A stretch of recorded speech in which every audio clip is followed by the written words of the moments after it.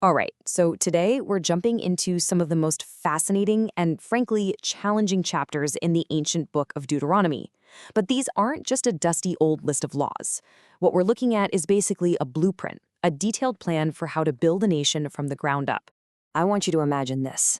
You've spent 40 years, your entire life for some, journeying to a promised land. And now, you're here. The trip's over.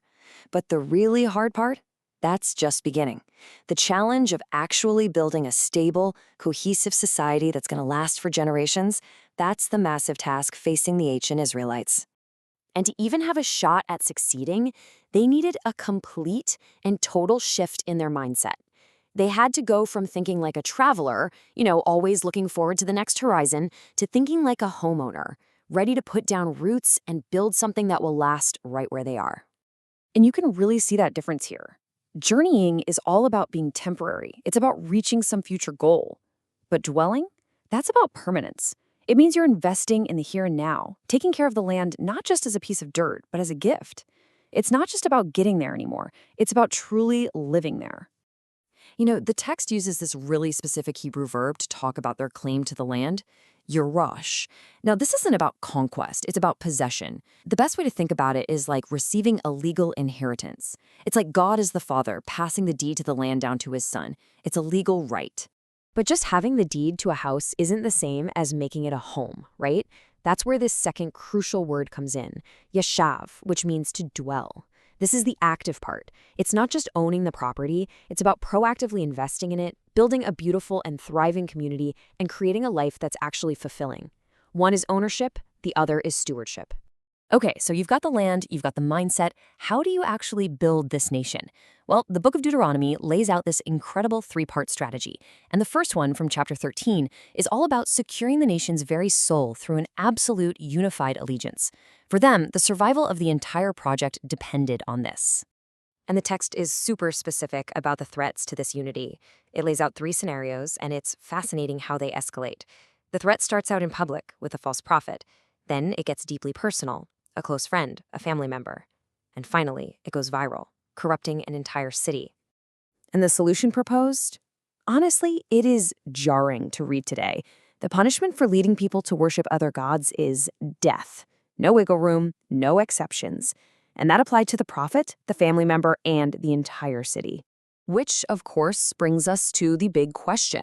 Why? Why on earth was the punishment so unbelievably severe? Well, according to biblical scholar Dr. Cynthia Parker, whose analysis we're using here, this is likely what we'd call hyperbolic language. The point isn't necessarily to create a literal historical instruction manual, but to make a deadly serious point. And here's the point. For this brand new nation, religious disunity wasn't just a difference of opinion. It was seen as an existential threat, a political cancer that would fracture the community and destroy their shared identity from the inside out. So this extreme language is there to basically scream, this threat has to be eradicated before it can even take root. So if strategy 1 was about defense, getting rid of threats, then strategy 2 from chapter 14 is all about offense, proactively building a strong internal identity. And get this, it's done through something we all do every single day, deciding what to have for dinner. The chapter kicks off by laying down the bedrock of this identity. It makes 3 huge claims. You are sons of God. You are a holy, or set-apart, people. And you are God's own chosen possession.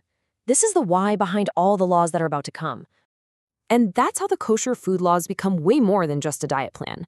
Every single meal, every choice about what's on your plate and what's not, becomes this constant physical reminder of that unique identity.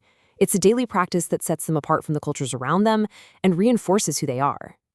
And the law gets surprisingly nuanced, even about what to do with meat you can't eat. And this is fascinating. It makes a really key social distinction. You give it to the gerer, that's the resident alien, someone living among you who's probably vulnerable, but you can sell it to the Nahare, the foreigner who's just passing through.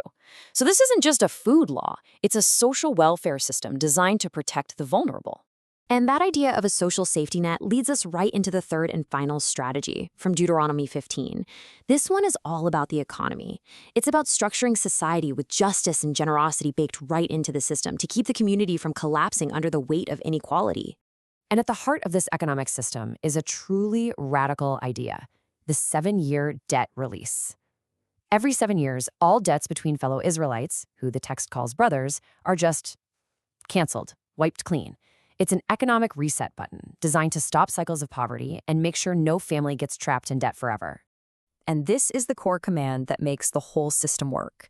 It's an appeal not just to what you do, but to your attitude.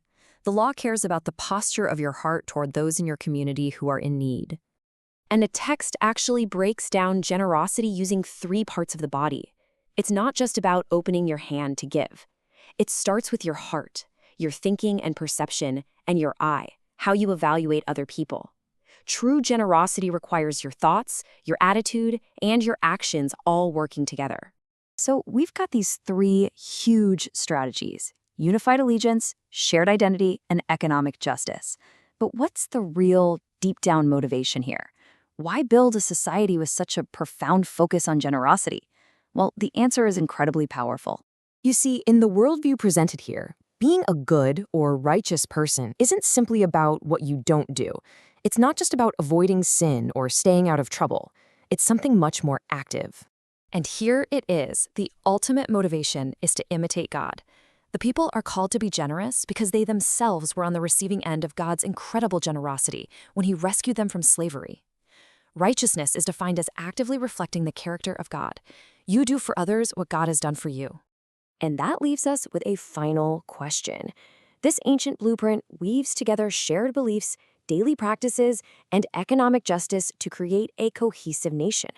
So what can these foundational ideas about unity, identity, and radical generosity teach us about building stronger and more just communities in our own world today?